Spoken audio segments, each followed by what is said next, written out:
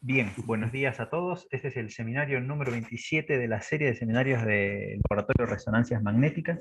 En esta oportunidad tenemos una charla invitada desde la Universidad Pública de Navarra, de España, y es Cristina Gómez Polo la que nos va a dar el seminario de hoy. Su seminario se titula Sensores magnéticos y almacenadores de energía basados en materiales magnéticos suaves.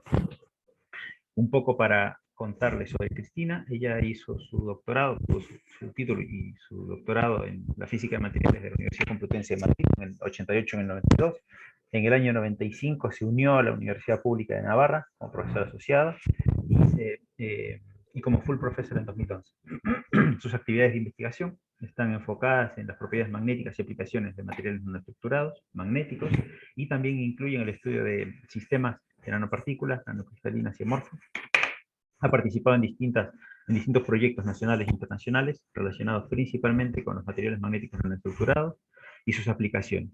Y ha liderado proyectos también de transferencia tecnológica con la industria. Ha sido jefa del Departamento de Física. Actualmente es directora del Instituto de Materiales Avanzados y Matemáticas INAMAT 2 de la Universidad de Navarra. Y es líder del grupo de propiedades físicas y aplicaciones de materiales. Así que, Cristina, la pantalla es tuya. A ver, ahora, perfecto. Lo primero de todo, verificar si se oye bien. Ajá. Muy bien. A ver, Ahí está cargando. un momento, porque ahora, ¿no? ¿Lo veis? Sí. Uh-huh. Y se mueve, ¿no? Sí, Las se mueve. transparencias. Sí, sí. Es que no sé qué había compartido, pues estas cosas ya se sabe. Bueno, también voy a coger un momento el puntero, si me dejáis, antes de empezar la presentación. Ahí se ve. Un poquito por aquí. Bueno, pues nada. Buenos días, buenas tardes aquí en España. Lo primero de todo, pues agradecer a los organizadores de estos seminarios, a Luis y a Carlos, por haberme amablemente invitado a impartir este seminario que tiene como título, como ha indicado Luis, Magnetic Sensors and Energy Harvesters Based on Soft Magnetic Materials. Es decir, lo que voy a hacer va a ser haceros una presentación, un resumen de los principales resultados que hemos estado obteniendo en los últimos años en el campo de sensores magnéticos, fundamentalmente basados en aleaciones amorfas obtenidas por enfriamiento ultra rápido y fundamentalmente el empleo del efecto GMI de Giant Magnetic Impedance Effect en estos sensores. Y por último, os presentaré también algunos resultados en una línea reciente. Bueno, llevamos ya unos años trabajando, que es el diseño de dispositivos de recolección de energía vibracional basados en tecnología magnética. Estos trabajos, como ha indicado Luis, pues los hemos realizado en el Departamento de Ciencias. Anteriormente nos denominábamos Departamento de Física, en conjunción, porque los investigadores formamos parte también de institutos de investigación, en concreto en este caso del Instituto de Materiales Avanzados y Matemáticas. Este es el resumen de la charla, del seminario que os voy a presentar. En primer lugar, voy a hacer un breve resumen, una breve presentación en qué consiste el efecto de Giant Magnetic Impedance Effect. A continuación pasaré a describiros brevemente algunos de los resultados o de los desarrollos de sensores que hemos venido realizando casi en los últimos 10 años. Me detendré un poco más en profundidad hacia aquellas aplicaciones relacionadas con el diseño de sensores basados en lo que denominamos efectos no lineales del efecto magnetoinductivo, y haré una especial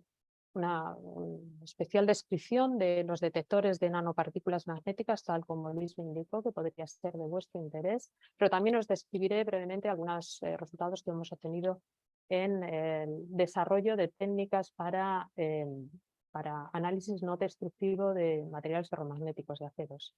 Y ya por último, no creo que me dé mucho tiempo, os comentaré pues qué tipo de dispositivos de recolección de energía vibracional estamos desarrollando, básicamente basados en imanes permanentes que levitan, es decir, que aparecen fuerzas magnéticas debido precisamente a la interacción entre diferentes imanes, así como cantilevers basados en materiales magnetoestructivos.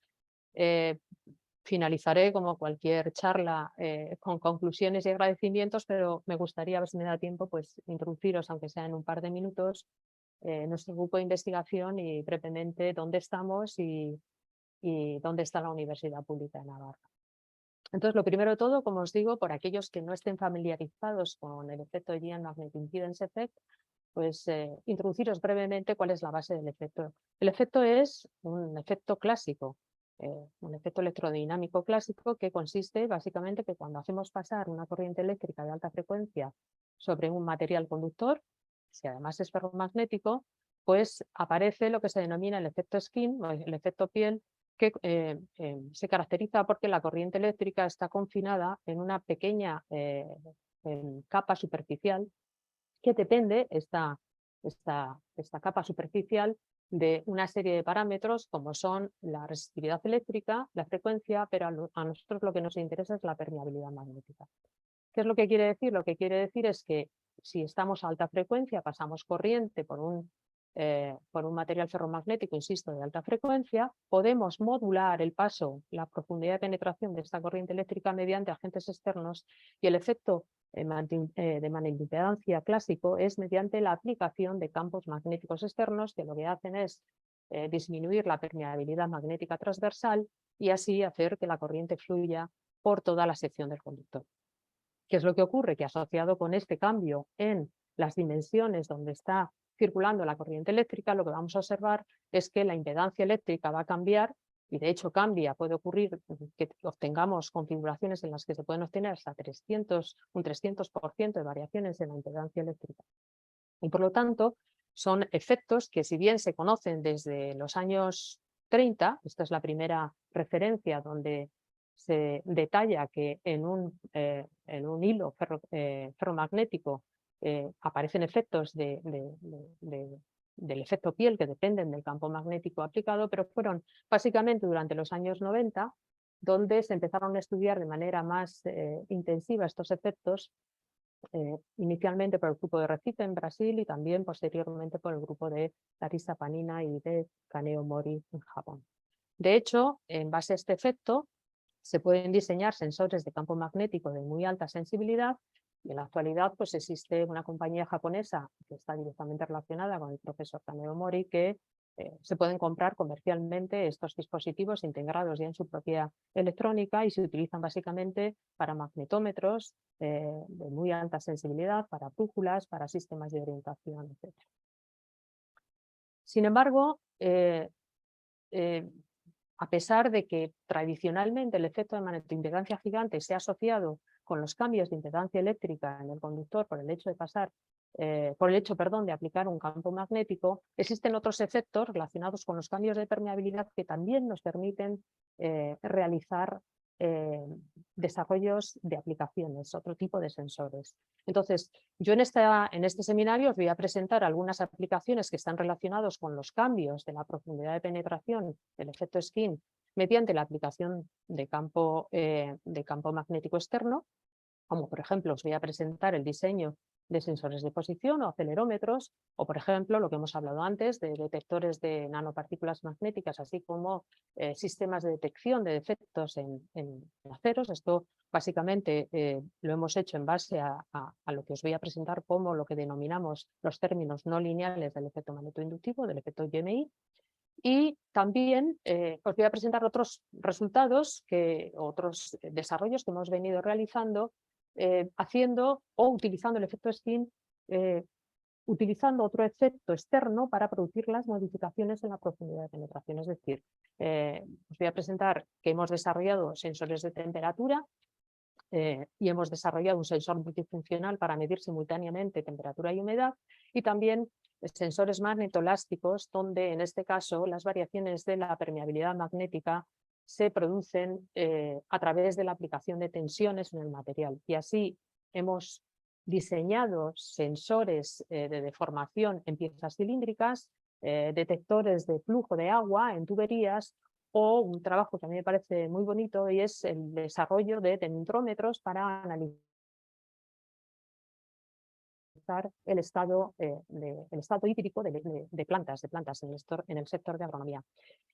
Antes de pasar a describir este efecto y con esta transparencia, me gustaría que tuviéramos claro que realmente esta permeabilidad transversal, que es la que caracteriza el efecto de magnetoimpedancia gigante, está relacionada con el proceso de emanación del material ferromagnético asociado con el flujo de la corriente eléctrica. Es decir, la corriente eléctrica produce un campo magnético transversal al flujo de la corriente y ese es el campo magnético que está produciendo el efecto piel, que está relacionado con esa permeabilidad magnética transversal.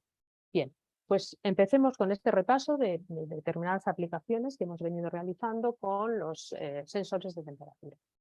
En este caso, lo que ocurre es que si variamos la temperatura del material y existe una transición ferroparamagnética en ese intervalo de temperatura, lo que va a ocurrir es que la permeabilidad magnética va a cambiar, va a disminuir drásticamente en torno a la temperatura de transición y por lo tanto vamos a poder detectar las variaciones de temperatura mediante los cambios de impedancia eléctrica con un sencillo divisor de tensión.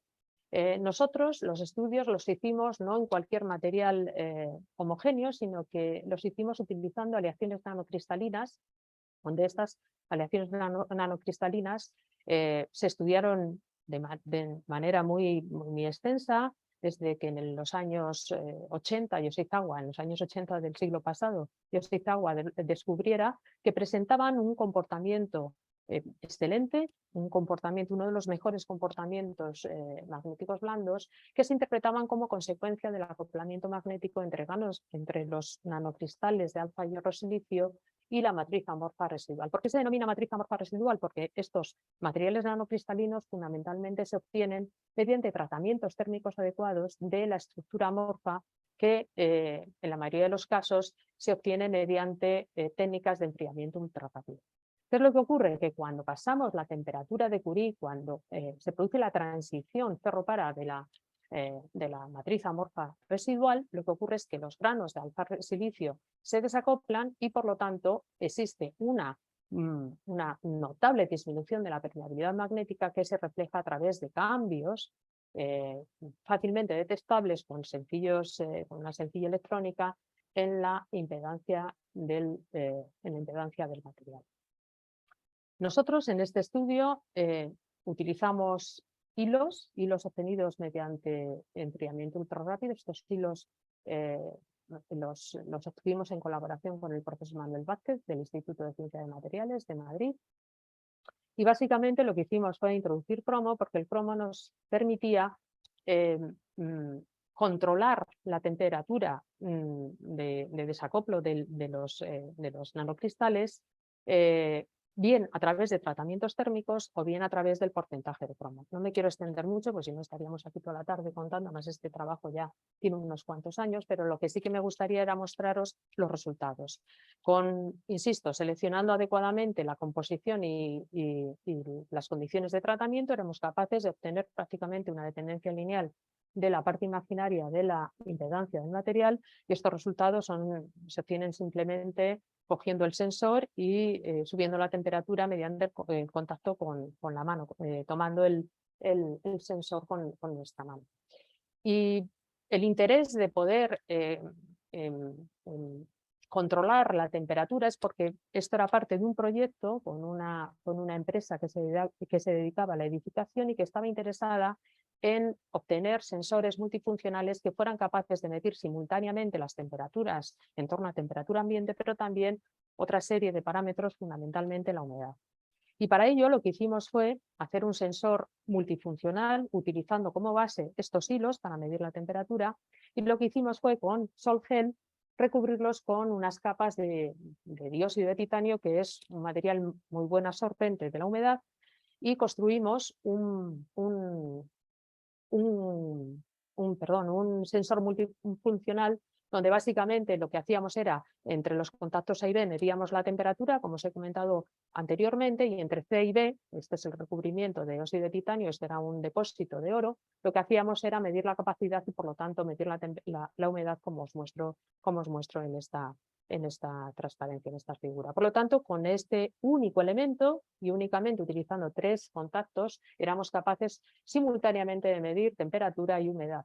Esto nos dio lugar a una serie de publicaciones y también patentamos este resultado, insisto que era el resultado del desarrollo de un proyecto en colaboración con una empresa del sector de la construcción. Bien, respecto a los sensores magnetoelásticos, voy a dejar para la última parte aquellas aplicaciones que están más directamente relacionadas con la aplicación de campo magnético. Como os he comentado, básicamente consiste en que si nosotros tenemos un material que su permeabilidad cambia con la tensión, pues nosotros podemos utilizar este sencillo efecto viendo cómo cambia la impedancia eléctrica cuando sometamos a ese material a deformaciones. Y básicamente estos estudios los hicimos utilizando cintas que nuevamente fueron suministradas por el profesor Manuel Vázquez con el sistema de enfriamiento ultrarrápido que dispone en su laboratorio, y básicamente analizamos 2 configuraciones. Una configuración en la que cogíamos esta cinta, que eran cintas de magnetostricción prácticamente nula, pero a pesar de ello sí que experimentaban variaciones de la permeabilidad que podíamos observar a través de variaciones de la impedancia con la tensión, y lo que hicimos fue disponerlas a lo largo del perímetro de cilindros de metacrilato, y lo que hicimos fue comprimir esos cilindros para ver cómo se deformaban mediante esta deformación. Posteriormente os indicaré cuál era el interés fundamental de iniciar estos estudios. Además, estudiamos otra serie de configuraciones en las cuales poníamos la cinta en láminas flexibles y la sometíamos a tensiones de flexión, y veíamos que tanto en el caso de comprimir esos cilindros de metacrilato como en el caso de someter estas cintas o estas láminas a tensiones de flexión, pues veíamos que la característica esencial para estas muestras que estábamos analizando era que la impedancia cambiaba, y además cambiaba en torno, o sea, con valores, no necesitamos aplicar grandes valores de deformaciones, y que podíamos utilizar este principio de funcionamiento para hacer detectores, es decir, sensores magnetoelásticos. De hecho, tradicionalmente la variación de la impedancia eléctrica en el efecto magnetoinductivo, en el efecto de Giant magnetoimpedance, con las tensiones se ha llamado Giant stress impedance, y ha habido diferentes publicaciones que han estado analizando la posibilidad de desarrollar sensores magnetoelásticos basados en estas variaciones de la impedancia eléctrica. En el caso de la geometría cilíndrica, nosotros llegamos a plantear que esta configuración nos permitía, hicimos diferentes estudios para poder caracterizar cuáles eran las deformaciones que podría experimentar un material que tuviese una sección que no fuera regular o completamente cilíndrica, porque hay veces que cuando se utilizan cargas extensiométricas convencionales, pues este tipo de configuraciones no son tan fáciles de analizar. Y de hecho, pues lo que encontramos es que cuando analizábamos cuál era el equivalente factor de Galga para este tipo de configuraciones, veíamos pues, que presentaban, obviamente por la componente magnética, pues un factor de Galga un orden de magnitud superior al que se observa en galgas extensiométricas convencionales. En el caso de los experimentos con la cinta sometida a flexión, estos experimentos nos sirvieron para desarrollar detectores de flujo. Y lo que hicimos fue precisamente poner estas cintas perpendicularmente al flujo del agua, de tal forma que cuando pasa el flujo del agua lo que hace es deformar la cinta, y simplemente midiendo las variaciones de impedancia podíamos analizar y caracterizar cuál era el flujo, es decir, determinar el flujo del agua que pasaba por nuestro sistema. Bien, si tenéis algún... De todas formas, luego ya pondré más claramente mi email, pero a lo largo de toda la charla os pongo las referencias donde están mejor descritos estos trabajos previos, y bueno, aquí tenéis pues un par de trabajos que hemos publicado precisamente donde se describen estos resultados que anteriormente os he mencionado. Bien, como os he mencionado anteriormente, parece, no sé, os podría parecer que no tiene mucho sentido el hecho de utilizar esta configuración cilíndrica para poder medir deformaciones, pero estos estudios estaban motivados porque estábamos involucrados en un proyecto. Estos proyectos, todos los proyectos que os estoy comentando, la mayoría de ellos están financiados por la Consejería de Industria del Gobierno de Navarra, y estábamos involucrados en un proyecto con empresas del sector agronómico. Y estas empresas del sector agronómico lo que querían era ver si era posible hacer sensores para lo que se llama el Irrigation Schedule. ¿Qué significa eso? Eso significa que mediante sensores se pueda caracterizar cuál es el estado hídrico, disculparme, el estado hídrico de las plantas. ¿Y por qué estaban interesados? Pues estaban interesados básicamente pues porque no hace falta tampoco describir en mucho detalle cuál es el problema actual que tenemos con el agua, el problema digamos, de escasez de agua, que está muchas veces ligado también a los problemas de cambio climático que estamos experimentando. Pero en el caso del sector agronómico, básicamente, que es uno de los sectores que más consume el agua, básicamente lo que estaban interesados era no solamente ahorrar agua, sino también saber cuándo tenían que regar este tipo de plantas para poder aumentar la producción. De hecho, este proyecto era en colaboración con unas empresas que estaban involucradas en el sector del vino. Era para poder instalar estos sensores en viñedos, para poder saber qué cantidad de agua había que suministrar a los viñedos, a las vids, en el momento sobre todo previo a la recolección. Sin embargo, estas técnicas, digamos, de poder planificar el riego, son técnicas que se aplican a diferentes sectores, no solamente al sector de la vid.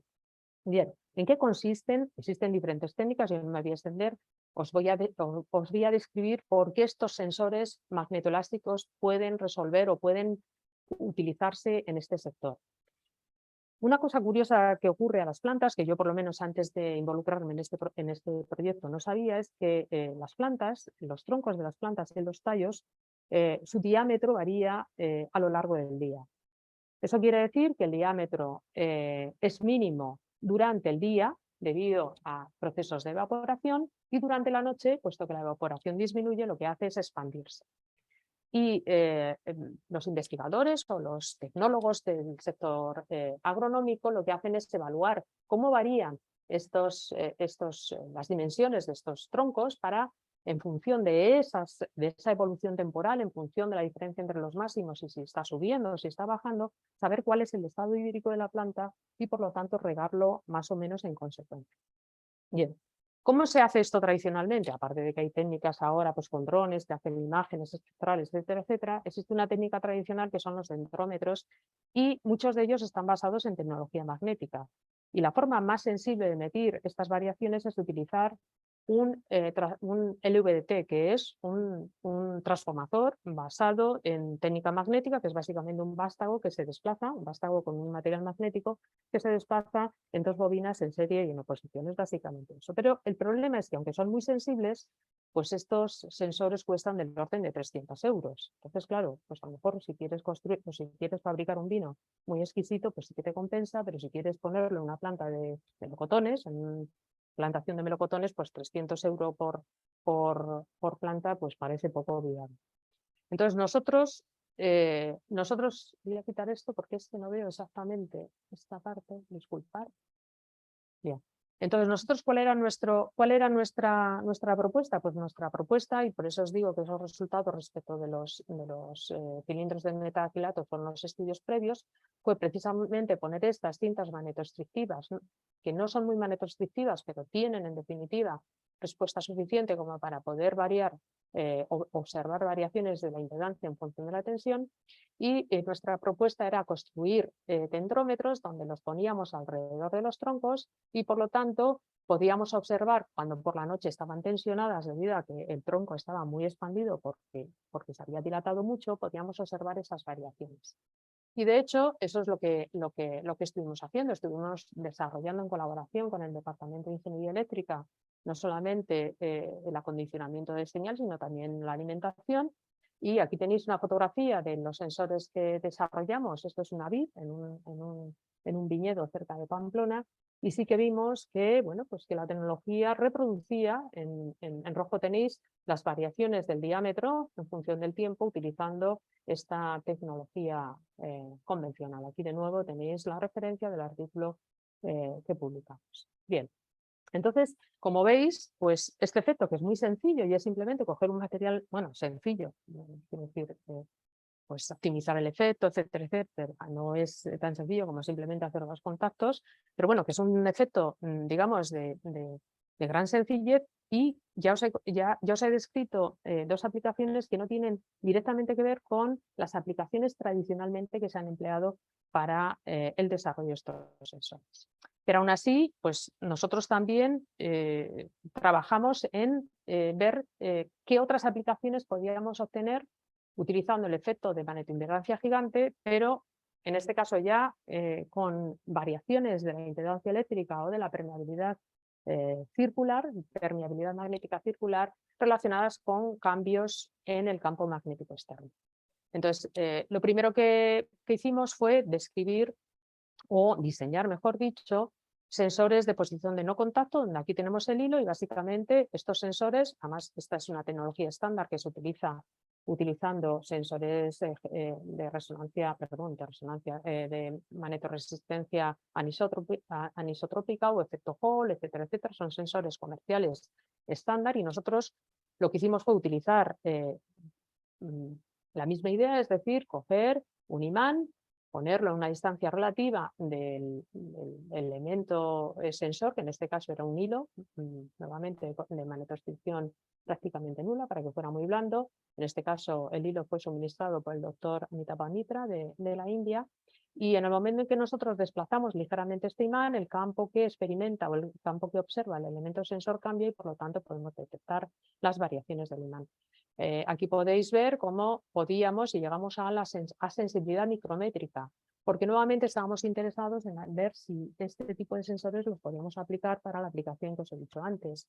En este caso, aquí tenéis un limonero, aquí veis el imán, y esto simplemente son sujeciones que se hacen con material invar para que la dilatación no cambie la distancia relativa entre el imán y el sensor. Entonces, ¿qué es lo que ocurre? Que cuando pegas el imán a el cilindro, en este caso el tallo, perdón, que quieres caracterizar, pues dependiendo de las variaciones relativas en función del estado hídrico de la planta, pues vas a poder detectar variaciones. Y de nuevo así obtuvimos variaciones bastante reproducibles, donde los puntos rojos representan la respuesta de nuestro sensor y la línea negra representa las variaciones en las dimensiones del tronco, en este limonero, utilizando una tecnología comercial, es decir, un sensor LDF. Nuevamente aquí tenéis la referencia del trabajo que publicamos basado en este efecto.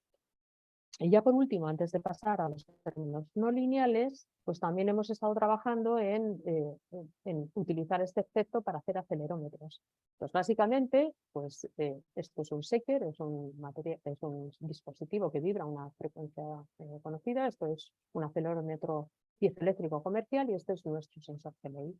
Entonces, lo que ocurre es que si esto está vibrando a una frecuencia relativamente baja, pues lo que vamos a observar va a ser una señal modulada en función del tiempo. Y con electrónica, en colaboración con este investigador del Departamento de Ingeniería Eléctrica, pues éramos capaces de obtener la envolvente de esta señal y por lo tanto obtener una señal que prácticamente reproducía la respuesta de los acelerómetros comerciales. En concreto, a la utilización de estos sensores GMI volveré luego al final porque los estamos utilizando ahora de manera simultánea con otro tipo de, precisamente con los recolectores de energía vibracional, para poder caracterizar las vibraciones y no utilizar los acelerómetros piezoeléctricos. Bien.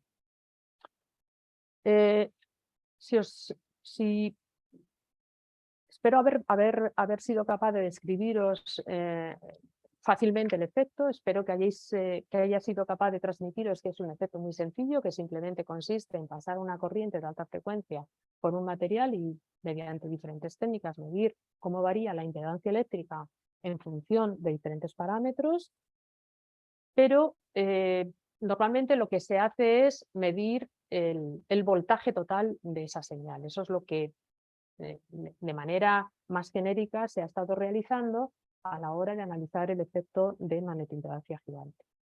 Sin embargo, nosotros, y esto también es un trabajo que viene ya de hace unos cuantos años, pues nos planteamos analizar las componentes enarmónicos de ese voltaje GMI.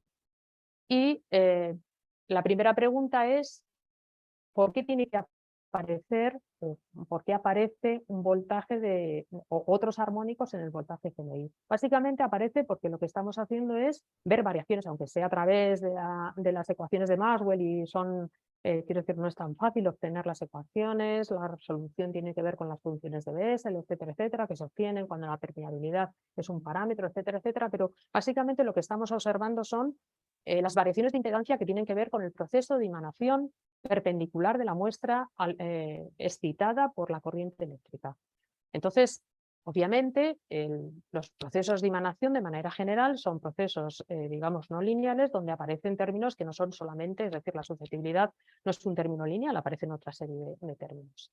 Entonces, la idea era ver, en primer lugar, si podíamos sacar información a través del análisis de armónicos de cómo era el proceso de emanación de esos hilos y ver si podíamos obtener de esa información recetas para poder diseñar dispositivos más sensibles. Entonces, de hecho, la idea de empezar a estudiar el segundo armónico proviene del principio de funcionamiento de los magnetómetros plus gate, donde están basados básicamente en la obtención o el análisis del voltaje de la componente del segundo armónico del voltaje. Muy brevemente, porque tampoco he dicho que iba a estar 45 minutos y ya veo que me voy a extender bastante tiempo. Se puede entender muy fácilmente por qué aparecen términos pares cuando se analizan procesos de emanación, cuando se analiza, por ejemplo, una curva típica de emanación de un material blando, donde se puede aproximar a un polinomio de tercer grado donde solamente aparecen términos impares.